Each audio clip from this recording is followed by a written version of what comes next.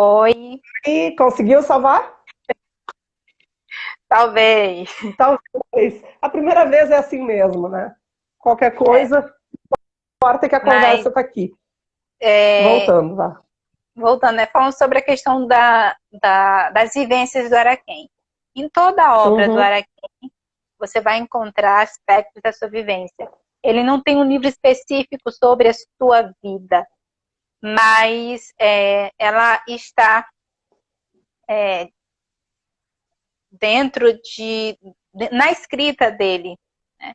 Em muitos Uhum. momentos até, você vai ler alguma passagem, algum trecho, e dizer, isso daqui foi o Araquém, ele viveu isso aqui. E não, é ficção. Até porque, Uhum. né, tudo aquilo, a linguagem, tudo aquilo que é escrito, que vai para a página de uma narrativa que se torna narrativa, mesmo que tenha sido um fato real, vira ficção. Então, se Com ele viveu certeza. aquilo ou não, é ficção. A partir do momento que passou para o papel, já é ficção, né? E tem aquela Isso, história, quem conta um conto, aumenta um ponto, né? A gente nunca, exato, por mais que a história seja triste, a gente nunca vai querer contar assim, tão triste como ela realmente é. Então vai ter como quando a gente falava, né, no momento que ele conta, algumas coisas ele conta, outras coisas não, né? Então algumas coisas isso. ficam de fora por questões do sofrimento da pessoa, ou porque ela não quer mesmo contar, e É, outras, quando são contadas assim, enfeitadas, de uma certa forma. Enfeitadas, quando eu digo, é literariamente, né? Falando. exato, exatamente. É, se você pegar aí os livros, não sei se você tem Sonata Tenho, e deixa eu pegar. Eu misturei tudo agora. Eu não sei se Poeta eu um tenho todos. Inclusive, Fingidor, Vidal. Verdade, o poeta é um fingidor. inclusive o Ricardo estava me dizendo aqui no intervalo que era quem tem muito mais livros que não estão publicados, né? Muitos, Então, muitos. a sonata, essa aqui, né? Isso. Sonata em Dor Sonata, Maior. em Dor Maior, e logo depois de Sonata vem Em Busca do Esquecimento, que faz parte da Uhum. trilogia Da Memorial da trilogia, tá, Angústia. tá por aqui. E, Mas eu agora não sei se eu vou achar. Pode falar. e Esse assim, eu não tô achando. teve mesmo o Em Busca do Esquecimento, que eu olhava para ele assim, eu falei assim, não acredito que você escreveu isso aqui, porque eu conheço a história dele, sei de alguns Uhum, detalhes, né? Porque ele me conta muita coisa, muitas das uhum, experiências, e uhum. eu acabo encontrando ali na narrativa tal. Ele falou assim: isso é ficção. Não é, nem não pense que tudo que está aí aconteceu, entende? Uhum. Então, vai ter um aspecto ou outro da vida, mas é ficção. Tem Quando eu muitos. fazia minha pesquisa, Jussilar, de doutorado, e eu escutava as histórias, a gente percebia claramente em alguns narradores, assim, ó, que em muitos momentos, pô, será que isso aqui é verdade mesmo, né? Quer dizer, a pessoa, uma hora, ela tinha morado só aqui, daqui a pouco, não, mas eu já morei no Paraná, eu já morei em tal lugar. Mas será, sabe? Tu fica com aquela pontinha atrás da orelha, porque tem esse quê ficcional, né? Ninguém, como eu falei antes, Sim, ninguém quer se mostrar para o outro, né, principalmente quando tu está falando, uma pesquisa com um morador de periferia e chega à universidade, ele vai querer mostrar o melhor dele para a exato. universidade, né? É. Então, E Maureen, aí eu vou até tocar no assunto que não tem muito a ver com o nosso assunto, mas mas pode, nós que, estamos aqui publicando, mas pode que falar. reforça muito isso dentro da universidade. Por exemplo, Maria Carolina de Jesus, que Uhum, a obra dela é vista por alguns críticos como apenas relato, mas ela escreveu, ela narrou momentos da vida dela, e que ali provavelmente também ela colocou o elemento literário ficcional e que ele vira narrativa, é ficção e merece ser analisado como ficção, não como Jussi, relato, como um diário. Dia 18, agora, no sábado, no outro sábado, eu vou receber na minha live a Rafaela Fernandes. A Rafaela Fernandes é uma das grandes estudiosas da Carolina Maria de Jesus no Brasil. E a Rafaela, inclusive, organizou livros sobre ela e traz uma discussão muito interessante sobre o decolonial na obra da Carolina Maria de Jesus. Sim. Inclusive, eu já vou deixar aqui um spoiler, tá? O Glican Ifbaiano, junto com o Laboratório Nacional de Materiais Orais da Universidade Nacional Autônoma do México, que eu já fiz uma live aqui, vai oferecer um curso de extensão de 29 de julho a 13 de agosto, ministrado por mim, online. Então, logo, logo, vão ter só 50 vagas. Logo, logo, a gente vai largar aí as inscrições, né? Que vão ser as poéticas orais e o pensamento decolonial, né? E nós vamos trazer algumas questões que estamos falando aqui e outras. Então, só para deixar esse spoiler aqui. Logo, logo vai sair no meu live da Maureen o cartaz aí para o pessoal se inscrever. Mas é isso, Carolina Maria de Jesus. E aí foi engraçado que teve um dia, eu acompanho todas as lives da Rafaela, e teve um dia que ela ficou bastante assim chateada, porque no cartaz de divulgação colocaram aquela foto clássica da Carolina com um lenço na cabeça. Ela disse, poxa, por quê? Porque tem muito significado essa coisa de tu colocar com lenço, né? Que é empregada doméstica. Só que a Carolina Maria de Jesus até letra de música escreveu. Então ela tem 7 obras publicadas. Ela não foi só o quarto de despejo, não foi só aquele, né, o diário de uma favelada, como dizem, né? E até muita gente desmerece o próprio livro, dizendo que não é literatura. Mas, enfim, essa discussão a gente vai ter dia 18. Foi bem pertinente de colocar. Uhum. Não, porque, como a gente está falando, né? Que quando a escrita, ela se torna narrativa, a linguagem, né? Ela se torna narrativa, ela vira ficção até mesmo.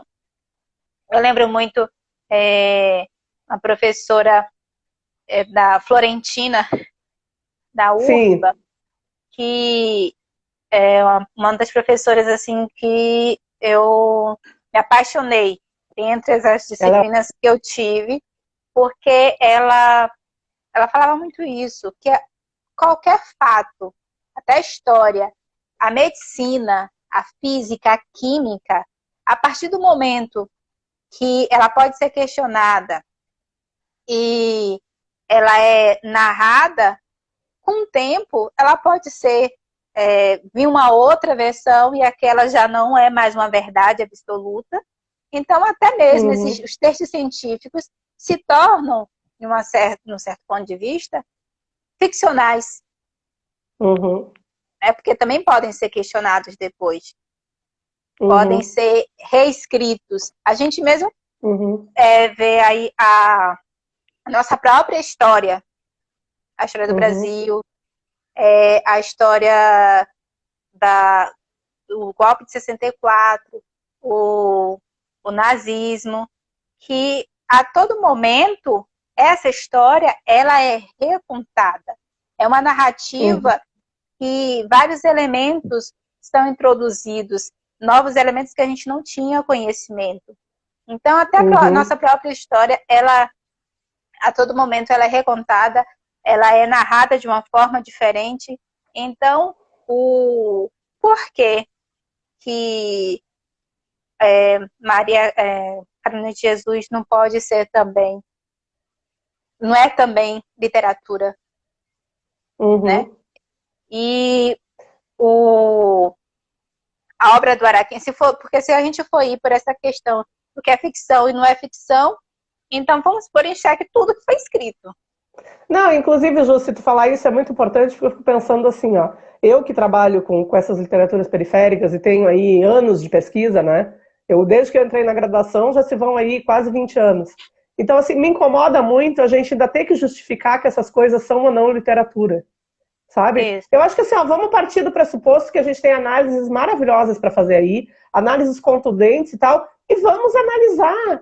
Isso eu acho que a literatura tem espaço para tudo. Não, e aí não é aquela coisa de dizer, não, mas que trabalha com Araquém, trabalha com, vamos dizer, com cânone, né? E não, tudo bem, isso. Aí pode. Não é isso, eu acho que tem espaço para todo tipo de trabalho, né? E a gente tem que valorizar. Eu falei aqui numa outra live que, assim, eu que trabalho com as oralidades, eu comecei a ir para essas pesquisas de campo porque me incomodava muito pegar um livro do Simões Lopes Neto, por exemplo, que é o escritor que publicou pela primeira vez lá a lenda, pela primeira vez não, mas é o escritor assim conhecido no Rio Grande do Sul, né, e respeitado, e que publicou a lenda que eu trabalhei, e de repente eu pegar na lenda e dizer, mas quem foi que contou para ele? Não dá o nome do santo, né? Dá Sim. a fofoca, mas não dá o nome do santo, né? Como dizem. Então, é muito importante a gente trazer os nomes dessas pessoas, né? Valorizar essas pessoas que estão escrevendo e dizer, olha, eu estou trazendo aqui uma narrativa que é de Araquém. Eu estou trazendo uma de Carolina Maria de Jesus, que foi, sim, Sim. uma escritora, escreveu música, escreveu literatura, enfim. Sabe? E aí, voltando um pouco para a obra do Araquém, até o estilo de escrita dele, que eu intitulei, né, o Uhum. Velho Jagunço de romance-ensaio. Né? Uhum. Porque, em muitos momentos, o Araquém, ele faz digressões ensaísticas. Uhum. Né? Ele está ali trabalhando com história, com filosofia ou psicologia, ou comportamento social, não só ficção. Então, dentro dos textos dos autores que eu fui lendo no mestrado, as disciplinas, eu falei assim, bom, eu posso, dentro da estrutura narrativa do Araquém, a forma como ele escreve, e ele, enquanto narrador, se coloca, chamar de romance-ensaio, porque é, é uma obra muito híbrida. Você que teve a oportunidade de ver, é uma obra muito híbrida, que ele traz vários Com elementos de certeza. vários momentos. Ele deixa de narrar a história de Quelé, Uhum. faz um parêntese para falar sobre a flora e a fauna do sertão, que ali já é mais uma visão até biológica, né?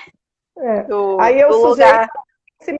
narrador, né? É a questão da subjetividade que tu já falou e que Cris trouxe aqui, né? É o sujeito narrador que se mistura com o sujeito de carne e osso, Araquém, né? E suas Isso, vivências. E aí volta o que a gente falou no início, né? Que Vislene tão bem comentou. É ficção e realidade, né? E isso é a magia da literatura, né? É o que nos faz amar tanto a literatura, é essa mistura. exatamente. Né? Tem mais aí alguma pergunta? Eu não sei se tem mais alguma pergunta, senão a gente encerra, que nós já estamos aqui, né? O papo tá ótimo. Não, e assim, foi o que eu falei, né? Tem aqui esses milhões de livros e tem ainda mais os que ele não publicou. Então a gente poderia ficar falando de Araquém até às 5 da manhã, né? Ele estava escrevendo até um livro de literatura africana, não estava? Não sei se ele continuou, se ele Ele terminou, já terminou, que né? Araquém também ele tem as fases dele. Né? O processo de Sim. escrita do Araquém é muito por fase. Isso foi antes da Teve, pandemia. foi antes da pandemia, foi até um pouco antes de eu entrar no mestrado. Eu, Isso. eu conversei com ele sobre alguns autores negros, como, por exemplo, a Chimamanda. Ele ouviu falar, tá, mas depois ele recebeu emprestaram a ele um livro da Chimamanda, no seu pescoço. Ele leu, gostou muito, e ali entrou num vício que no aniversário do ano passado, o Araquém só queria receber de presente livros de autores africanos. Né? E ele foi estudando e, né, pesquisando esses autores, analisando as obras, percebendo como que a obra de autores negros e africanos são difíceis de chegar até nós exatamente pela temática e pelo idioma, e vem aí um outro elemento, né? Que muitos autores, como a Chimamanda, se apropriam da língua do dominador, o inglês, Claro. né? Para poder contar a sua história, poder contar sobre a sua cultura.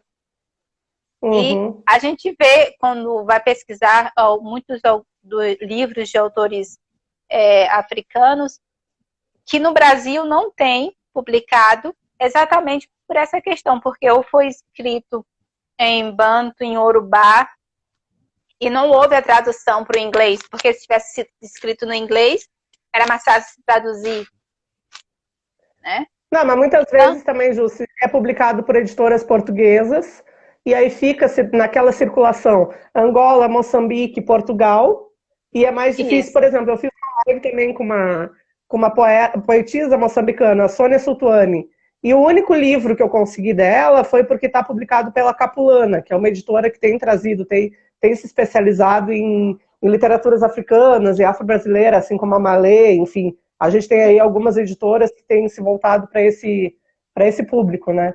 E os outros eu consegui com um amigo meu, que é pesquisador da obra dela, num PDF que ela passou mesmo, e disse, olha, tá aqui e tal, porque também tem isso. E eles mesmos, eles escrevem, porque muitas vezes o que se pergunta para os escritores de língua portuguesa, moçambicanos, angolanos, mas por que vocês escrevem em português e não escrevem na língua de vocês, né? Original? Porque o português é a língua do colonizador e a nossa escrita é luta, né? Mas isso aí seria um papo para uma outra live, enfim, né? E esse livro do Araquém sobre literatura africana, ele deixa bem claro na introdução do livro que ele não quer ali fazer uma análise sobre a literatura, é a visão dele enquanto leitor, tá? Dessas obras, né? E ele, porque são obras apaixonantes mesmo. Com certeza. Então, a visão do Araquém, enquanto leitor, qual foi a experiência de ter passado por feito essas leituras, né? Ter conhecido esses escritores que publicados há muito tempo que ele não conhecia, e ele foi descobrindo aos poucos, pegando referências até muitos dentro de outros livros, né? Ele estava lendo ali e um autor citava algum outro autor e ele ia anotando, ia pesquisar, encontrava e pedia para comprar. Dentro da obra dele, por exemplo, aí também você tem os de ensaios, que tem o ensaios quase que foi sobre cinema, que eu até falei um pouco mais cedo que ele foi cineasta, ele escreveu um livro sobre cinema, e esse daí, que também está esgotado, e ensaios quase 2, que fala sobre temas de literatura e do realismo mágico. Na verdade, ele tem, diz aqui no livro, né, no Ensaios ou Quase que ele possui curso de cinema 1 ano da Cinemateca Uruguaia, né, em Montevidéu. Exatamente. E o Araquém dá continuidade a essa coletânea de livros de ensaios, mas ele modifica o nome, ele passa a chamar de Ensaios Valencianos, que um amigo dele, escritor e crítico, Eliezer César, escritor de Salvador, diz para ele, assim, não, Araquém, você escreve ensaios, e você deveria colocar o nome Ensaios Valencianos em homenagem a Valença, porque em muitos dos ensaios ele coloca também Valença ali na escrita dele. Então, dá continuidade, mas mudando o nome, Ensaios Valencianos. E ele explica por que ele mudou o nome. Então, Júcia, acho que a gente vai... Termina? Não, pode falar. Não, termina, porque eu acho que a gente vai encerrar, né? Que a gente já está há um tempão aqui, mas termina o que tu estava falando, que aí eu vou dizer e deixo tu fazer as tuas considerações finais. Então, como o Gilson falou aí, a Dislene citou, o Alfredo também comentou sobre a questão da memória do Araquém, dessa habilidade dele transitar por vários temas. Analisar a obra do Araquém não é brinquedo, não. Fácil, é muito complexo.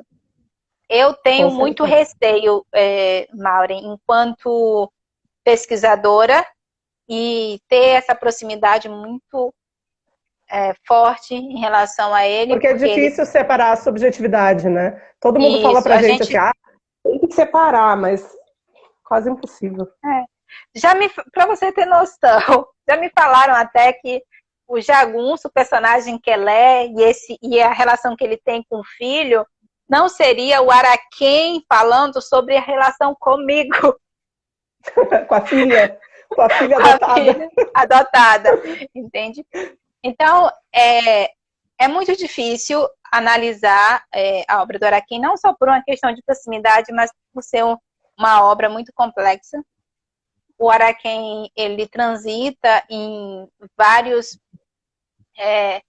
caminhos da literatura, como o cinema, a história, a crônica, o ensaio, a filosofia e a psicologia também, da forma dele. Luciane quer saber se é a primeira pessoa que está analisando as obras de Araquém. Acho que é, né? Assim, no mestrado, acho que tu, não é? Sim. Sim, nesse cunho acadêmico, sou a primeira pessoa, assim. Uhum. A obra dele já foi... Valença, Memórias de uma Cidade, já foi utilizada como base de pesquisa, né? Mas analisando a obra dele academicamente falando, eu sou a primeira. Uhum. Para mim é uma missão muito honrosa, contudo difícil. Porque ao mesmo muita tempo... responsabilidade. É muita responsabilidade. Porque ao mesmo tempo que eu tenho que sair do meu lugar de assistente, de filha, né? E amiga do Araquém, eu tenho que também respeitá-lo enquanto escritor, enquanto essa figura e personagem importante não só para a literatura, mas para a história do Brasil. O Araquém, ele faz parte da história do Brasil. Tanto é que ele, no período que estava tendo os depoimentos em relação ao golpe de 64, ele foi convidado para as comissões da verdade. De Minas Gerais, do Espírito Santo, no Rio Grande do Sul. Né? Então, ele faz parte da história do Brasil. É um personagem da história do Brasil e é um grande escritor baiano e brasileiro que tem que ser estudado, tem que ser descoberto. Eu não quero ficar só eu como pesquisadora do Araquém. Eu ficarei muito feliz se aparecer outras pessoas, né, interessadas em fazer a análise dessa obra, porque e o pessoal no é um trabalho... já está fazendo um pouco esse trabalho. Isso, porque é uma obra que merece ter essa atenção. Né?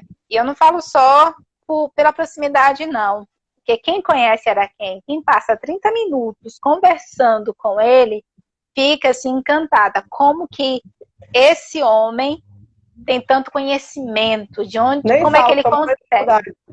Tô morrendo de saudade. Tomar um café com Araquém é a melhor coisa que tem. Sentar e escutar, né? E ficar ali. Só bebendo café e escutando ele falar, né?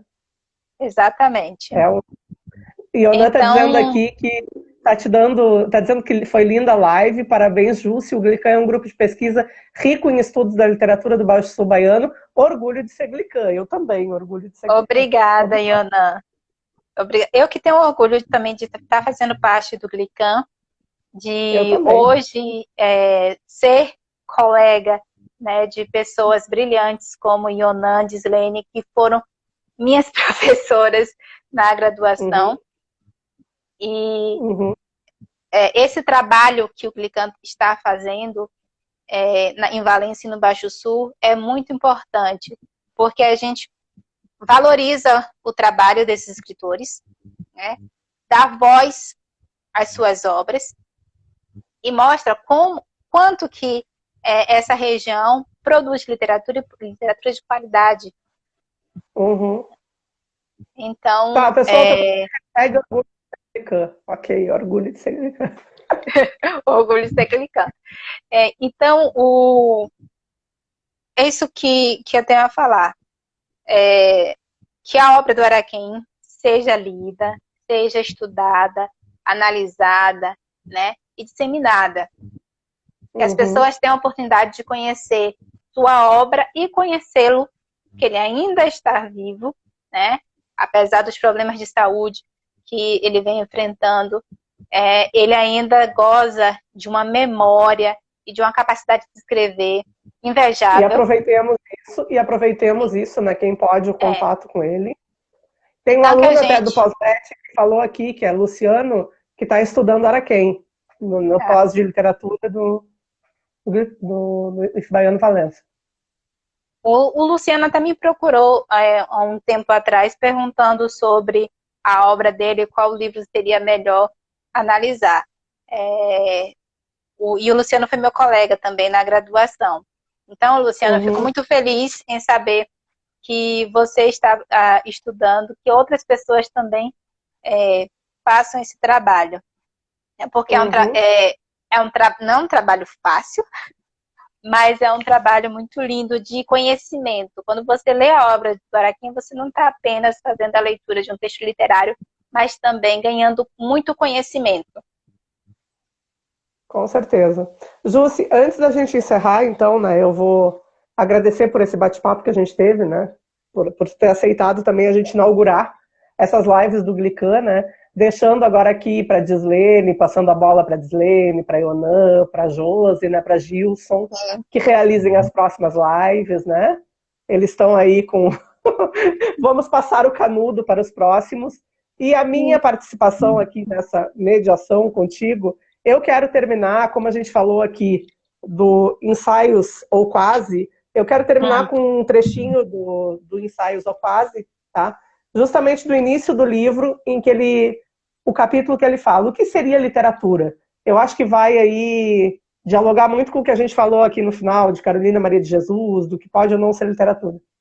Aí ele diz o seguinte: antes de mais nada, ou mesmo antes de tudo, se tivesse bastante conhecimento para definir o que é literatura, esbarrar-me-ia na falta de capacidade de síntese e insegurança para fazê-lo, pois concluía logo que seria muita pretensão empreender tal tarefa.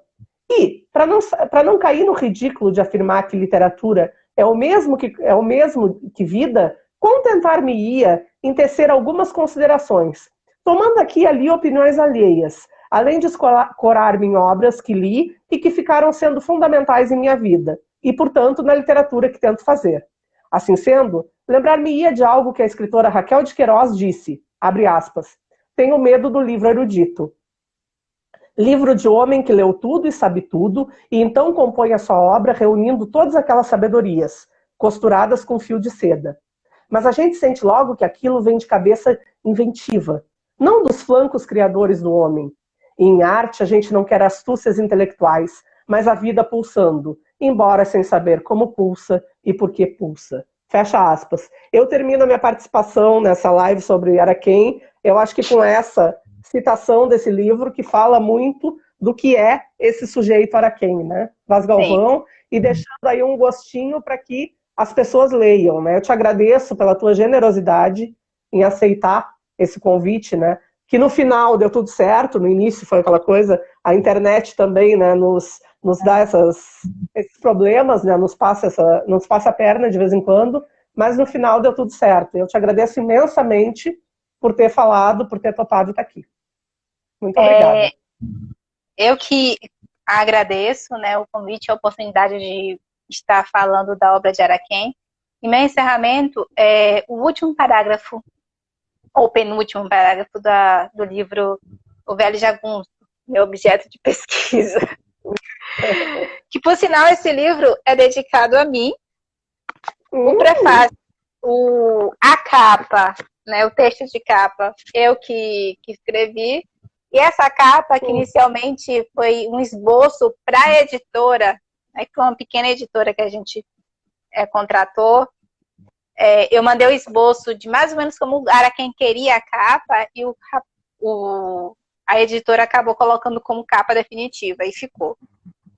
Mas, bem,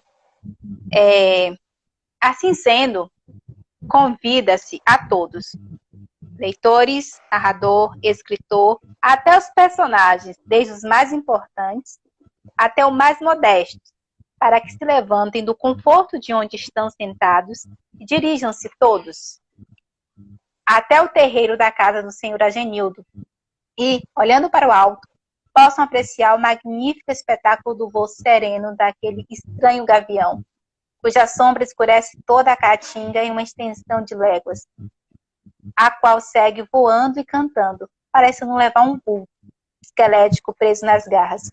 Por certo, este gavião não vai fazer sua caçada hoje, pois já a fez. Enfim. Ai, que legal. Então fica o convite, né, para que a gente leia Araquém, pesquise Araquém, e encerro a minha participação com essa leitura. Tá? Gratidão. Tá certo, então, Gislene está dizendo que abriu o nosso ciclo de lives com o nosso grande escritor, sigamos. E é isso, tu encerra por aí, que agora ficou tudo contigo, tu encerra, tu salva no IGTV. E fica aí de novo o convite. Amanhã eu vou ter uma live, então, aqui no Live da Maureen, com a professora que estava até aqui antes, Vanessa Riambal, que vai falar sobre a poesia moçambicana, o cânone poético moçambicano, né, o cânone da poesia moçambicana. E é isso, seguimos. Boa noite para todo mundo e obrigada. Boa noite a todos e obrigada, Maureen, e que sigam o perfil do Glican e da Maureen, que toda semana tem 2 ou 3 lives, né, Maureen? 2, geralmente são 2. Eu só tenho 3 quando tem essas, assim, uma no IF Baiano lá da Santinês, outra aqui no Glican, mas geralmente é terças e sábados, tá? Com temas voltados para literatura. Para literatura e linguística. E linguística, então sigam o canal, a live da Maureen no Instagram e também no YouTube. Sigam o canal do Glican, que a gente também teremos outras lives sobre outros autores da Valencianos e do Baixo Sul. E exatamente. então, a ideia é que a nossa live seja uma só, né? Mas encerremos. Um abraço e beijo para todo mundo. Beijo, bem, tchau. Obrigada, gente. As pessoas aí falando tchau, beijo.